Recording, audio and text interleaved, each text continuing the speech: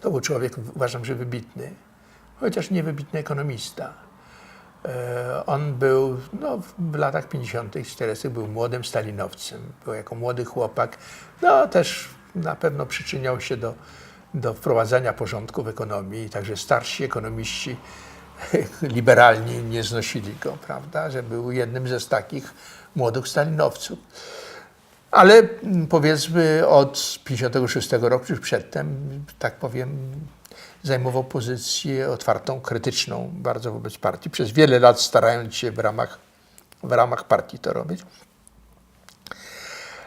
Jego władze nienawidziły go za to, co on mówił, za to, co pisał, a propagował taki wzór rynkowego socjalizmu. To mniej więcej to, co w Rosji robił Lieberman, w Czechach robił Ota Sik, czy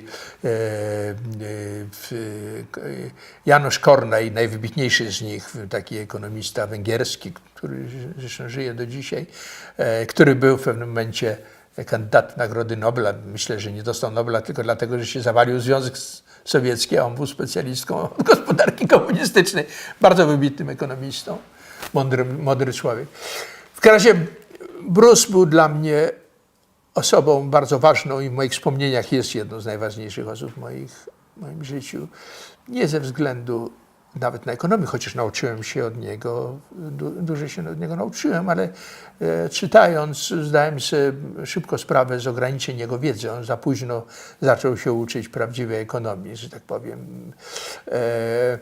Natomiast jako człowiek, jego siła charakteru i odwaga. Ja pamiętam, że jak ja do niego poszedłem i powiedziałem, że ja chcę odejść z uczelni, że ja w tej atmosferze nie mogę dalej żyć, że to jest paskudna atmosfera, ludzie nawet bojkotują mnie, nie rozmawiają. No, on tak bardzo twardo mi odpowiedział, że trzeba, że tak powiem, trzeba umieć płacić.